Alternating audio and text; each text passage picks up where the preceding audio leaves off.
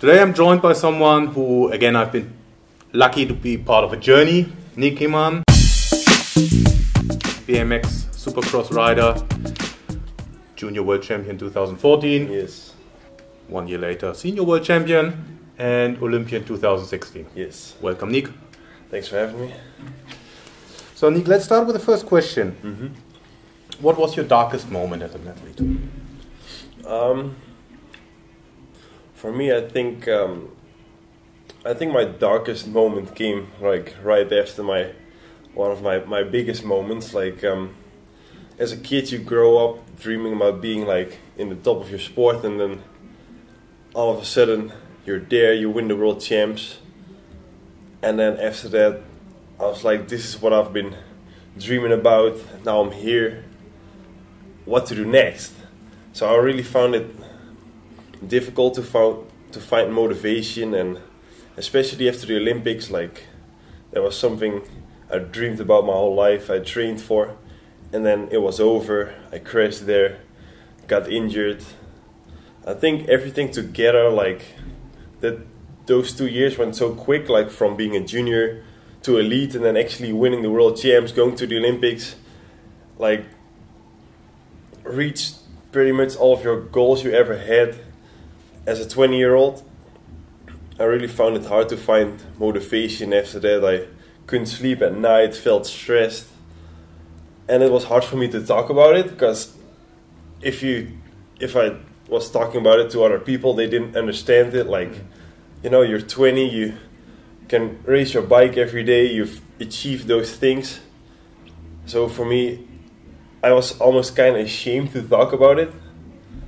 And then, you know, at some point, like where I'm now, I realized like it's not the results what I race for, it's actually the love of the sport. So I really feel like those 2 years where I felt like pretty shitty actually gave me, like 2 years gave me 5 years of experience. That's the way I feel. And you know, this year it's been almost my best, pretty much my best year so far. Like we only had a couple of races, but so far it's been going well, and I feel like those two bad years really helped me to be where I am now. So what helped you to recover from that moment? You said the love of the sport. Now at some point I started talking about it with like other people. At some point I felt like at some point I will start feeling well again, but it's taking me a little longer than I wanted to.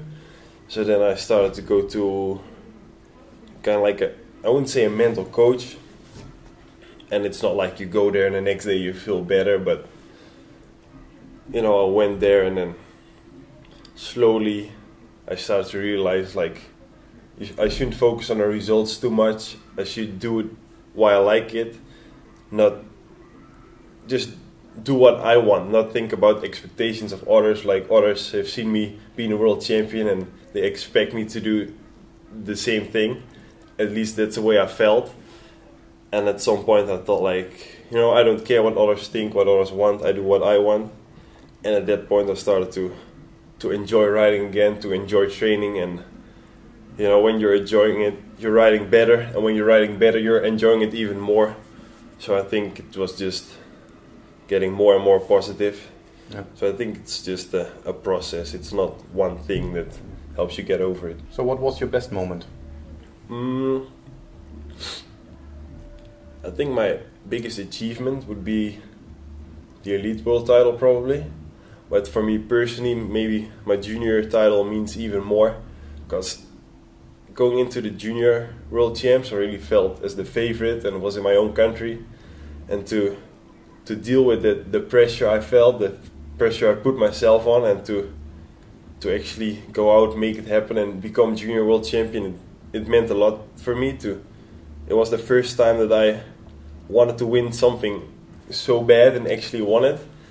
And my elite world title, of course, it's my biggest win probably, but I didn't feel like I went into the elite world champs as the favorite, so I didn't feel as much pressure. I was just doing my thing. So that's why I feel like my junior world title means more to me. If you could go back in time, what advice would you give your younger you? So if you go back 10 years, 15 years? by 20 years, then it's probably very young, but let's say 10 years in time, what advice would you give your younger you? I think, of course, everyone makes mistakes every now and then, but I also think a lot of mistakes made me who I am now, made me learn from it. I would just say, like, 3 year younger Niek, like, don't stress too much, do your thing, and do what you feel like doing and not what others tell you to do. That's basically not try to live to others' expectations, just do what feels right for you. Yeah. What are the habits that make you a successful person? I'm 21, I don't want to say like I'm that successful, like I hope I can still achieve some more nice things, but I think the fact that I love BMX so much and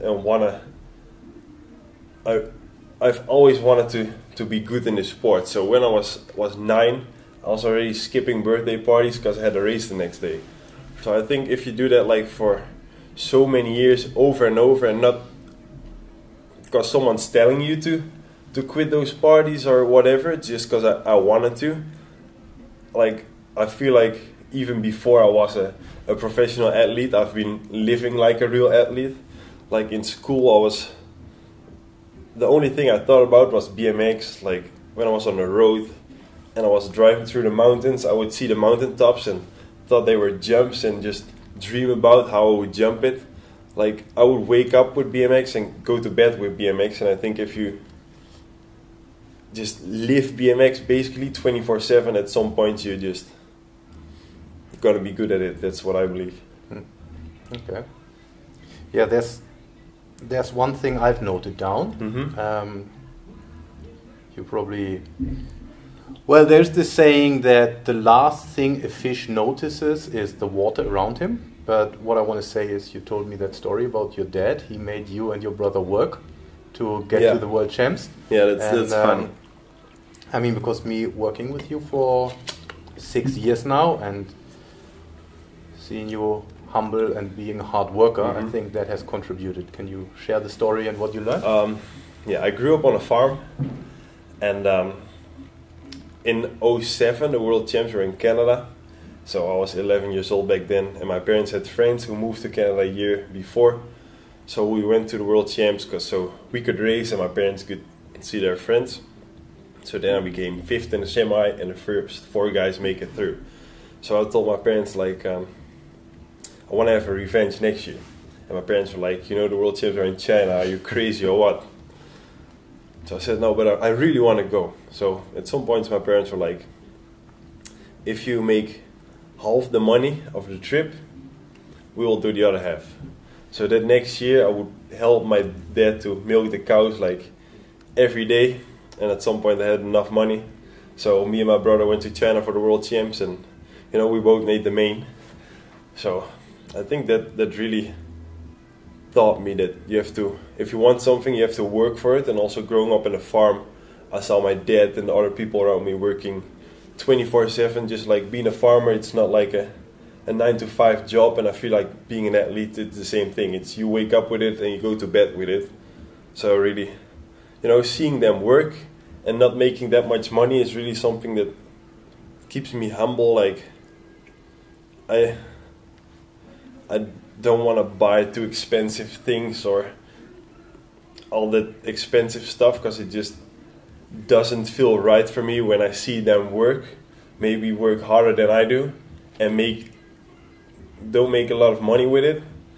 It just doesn't feel right for me to, you know, with doing something I like, to act like I'm some superhuman or something. So I think, you know, my roots, it's really what keeps me humble. I just race BMX. I'm just a guy who likes to race his bike. I can travel the world, but I'm not gonna act like I'm some superhuman kind of guy. And to add to the story, Niek forgot to tell about that your dad never took the money, right? Yeah. So he saved the money 5 for years you. after they told me that they never took the money for the trip. They just wanted to see if we really wanted it. And at the point we showed them we really wanted it. So that was their goal, to show us that you have to work for something. So yeah, I really want to thank my parents for that. I think it's a very cool story. Yeah. I like it. Okay, do you have a morning routine? I know you're not a morning person. Yeah, not at all. So, how do you get yourself ready? I mean, your work ethic is good, and when you hit the gym in the morning, you're working fine. Mm-hmm. How do you get yourself ready, despite of being a morning person? Yeah, like when I wake up, I love racing BMX. I love BMX more than anything else, but when I wake up in the morning, I just don't want to do it. So I wake up, I know I need some time to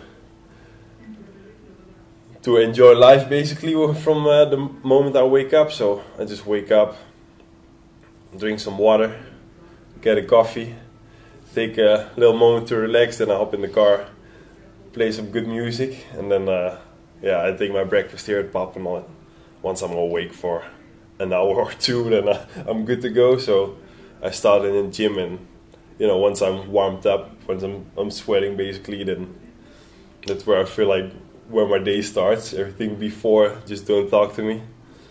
Like, not that I'm gonna be a jerk, but I don't think I'll really talk a lot. So for me, just get out of bed in the morning, drink some water, stay hydrated, especially because I like coffee, so I need to drink a lot of water to stay hydrated. And then, I think that's just my morning routine, like get out of bed, start doing something, like start waking up my body, and once I've done that, I'm good to go. Okay. I guess everyone can relate to that morning grumpiness. Yeah. At some point in his life. Yeah. How do you prepare yourself for important moments in competition? For me, before a big race, I just like to be alone. Like, even the day of the big race or the day before, I like to feel bored. So I have nothing on my head, nothing to stress about. The only thing I have to worry about is myself. So, like, some people hate it when they feel bored, but I actually feel it like a moment to really relax, to get to yourself, almost like a bit of meditation. And even when I'm bored, I'm not that excited for the race, but that's actually what keeps me relaxed. Like, I don't start stressing about, like, when you're excited, I feel like you start stressing about it maybe.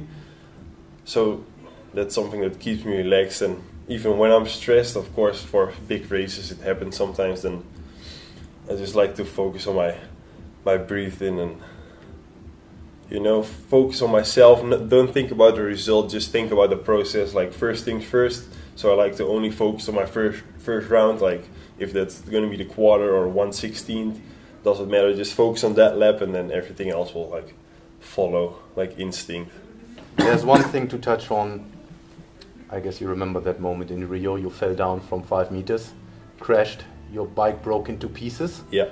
You picked up the bike and carried it over the finish line and secured a point. Yeah. And I guess that point also brought you to the semi-final, exactly. Right? Without that point, I would have. So, yeah. To explain, maybe we can find the video somewhere and link it. Basically, Niek went up on his bike, someone hit him, he crashed. The bike literally broke into pieces. In agony, Niek got up, took his bike, carried it over the finish line and secured a point.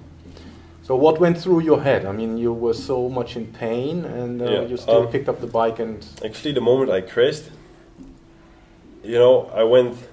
Before the jump, I knew this isn't going right. Like, I had nowhere to go, didn't have enough speed. I knew I was going to crash. I was just trying to make the injuries as small as possible. So I crashed, went down, and I felt like that didn't hurt that much. Like, of course, it's the Olympics, like adrenaline. So I started running, and like every second the pain started to get worse. So if you look back at the video, you see I started running, and then after a couple meters I start running slower. Then it goes to walking, and then I can barely walk anymore. So somehow I made it to the finish line. I'm glad I did, because I really needed that 1 point to make it through.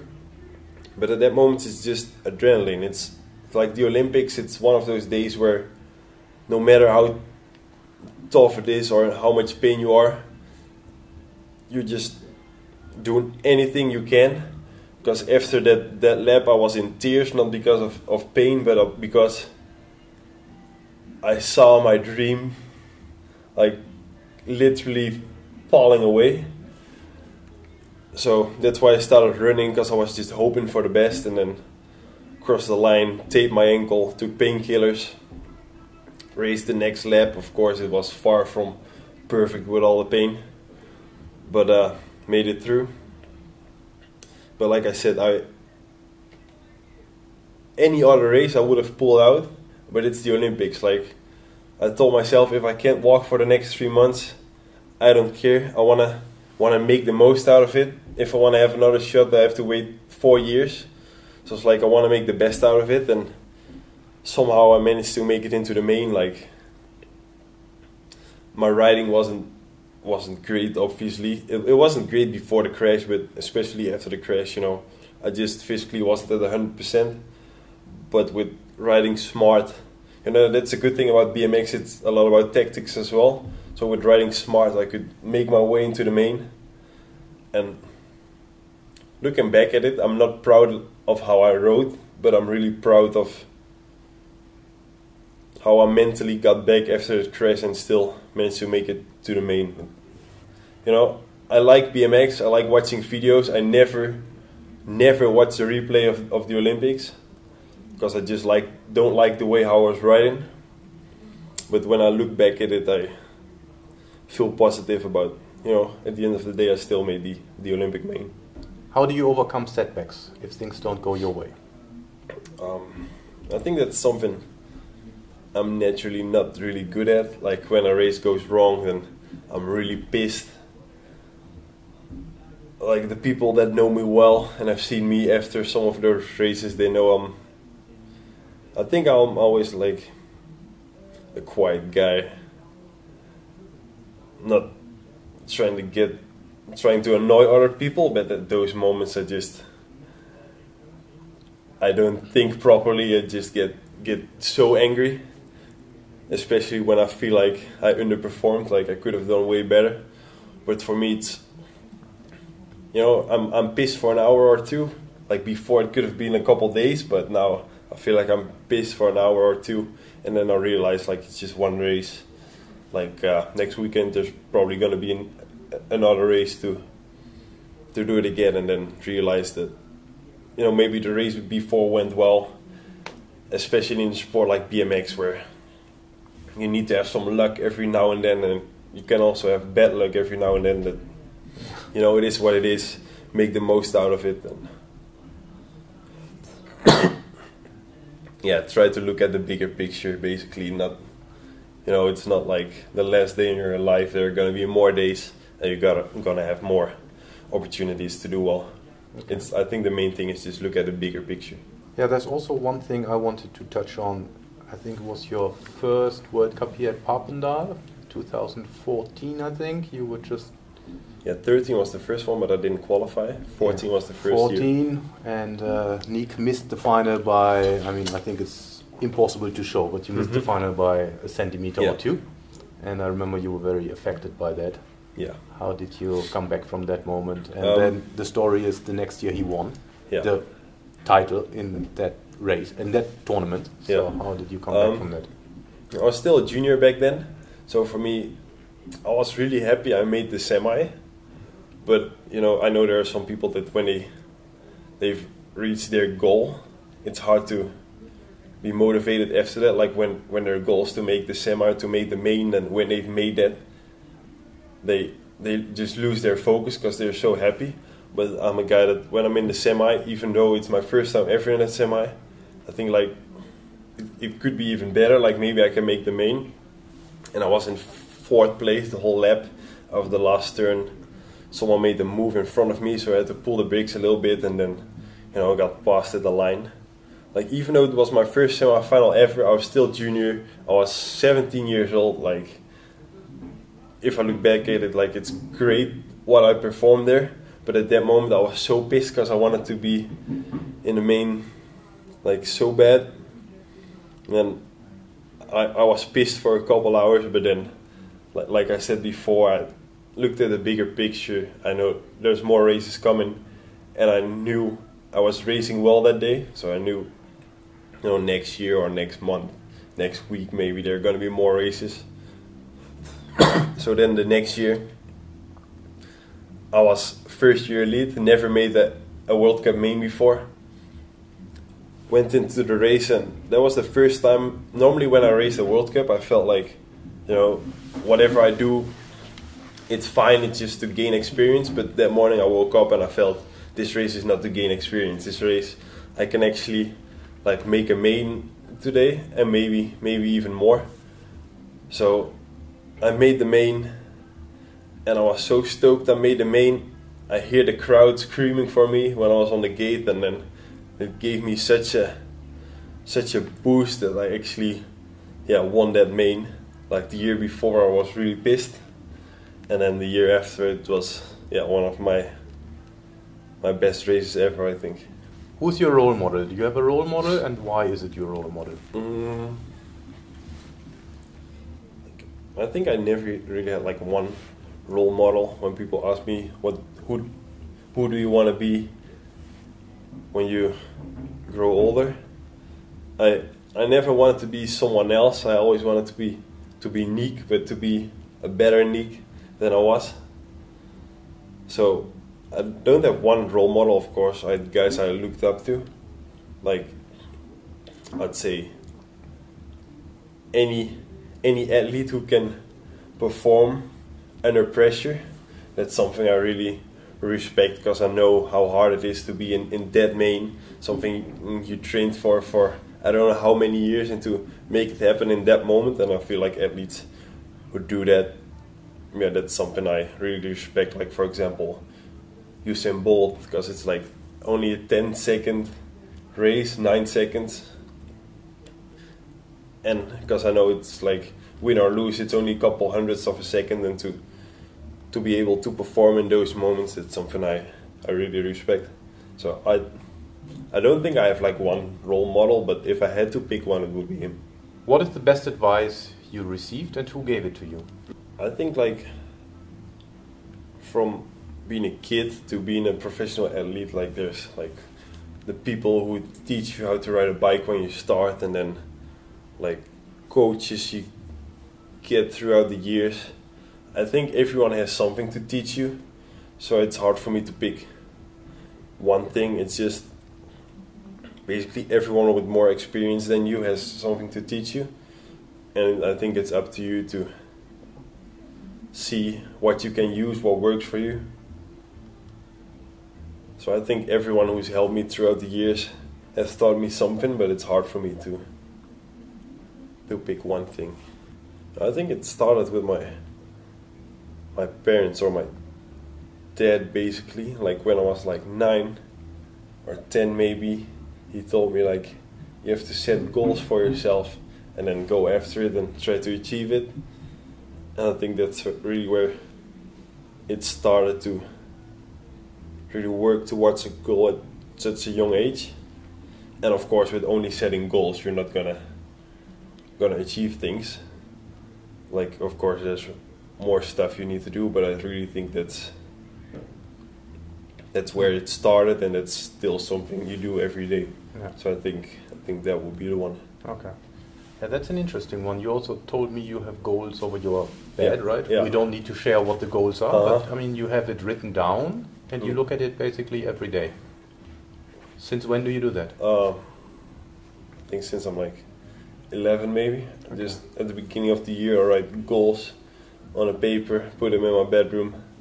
So I just see it every day.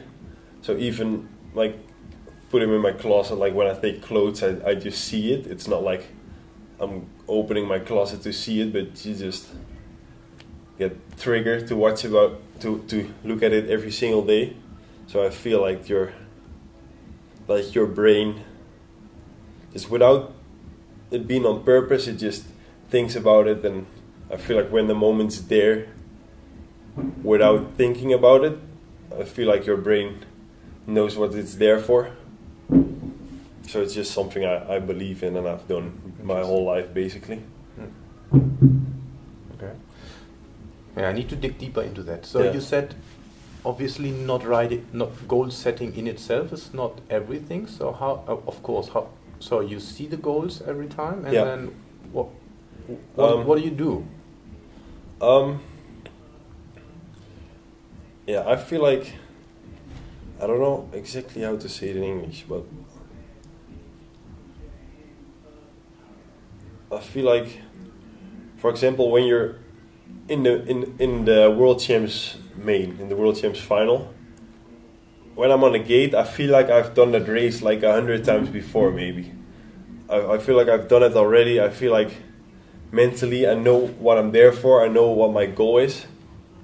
And the funny thing is, like Justin, my little brother, sometimes he just, when I'm in bed, he's in the bedroom next to me, and he just out of nowhere starts screaming like he's the announcer, and he's like, gate slams down, Niek Kimmann, 2015 world champion, is gonna do it again, all that kind of stuff. So it just, I feel like if you just can think about it in a fun way, like maybe dream about it, then I feel like when the moment's there, your body knows what it has to do because your mind has already done it. Yeah. So I really feel like that's something that, like, it could give that last couple percent that you need it at a moment like that. Yeah. It's interesting, when I spoke to Alexei Torokty, the weightlifter who won in London 2012, he said the same. He visualizes big moments. Yeah, exactly. So when the big moment comes, he knows he has done it before. Yeah, exactly. That's the way I feel like when I think about it like that, I actually feel the nerves, like I'm actually in the main already, even if it's like 3 or 4 months before. And I feel like when I dream or think about it like that, then can visualize it with a positive outcome, like in a positive way, then it's something that really helps. On the other hand, if you do that and you start thinking like, oh, I'm gonna crash, I'm gonna mess up my gait, I'm gonna slip away in a turn, then it starts stressing you out. But I feel like when you do that in a positive way, it can really help you. How does a typical training day look? Wake up in the morning, grab a coffee, hop in the car, take breakfast, start training, and then in the morning could be gym, could be sprints, could be anything. Have lunch, go back to my house, have some rest, then go back to Papelon again, have another lunch, then start training again. Then in the afternoon could be like sprints, track, could be anything. Normally we train twice a day. And then after that, dinner, go back, chill with my brother in our house or maybe with some friends, and yeah, I'd say that's basically it. Okay. Nothing special, same thing. Same shit, different day. Okay. I don't know if you can say shit, maybe put like a I don't know. We'll find out. Yeah. We'll find out. Thank you, Niek. Thank you. It was a really cool interview. Thank you. Thanks a lot. You're welcome.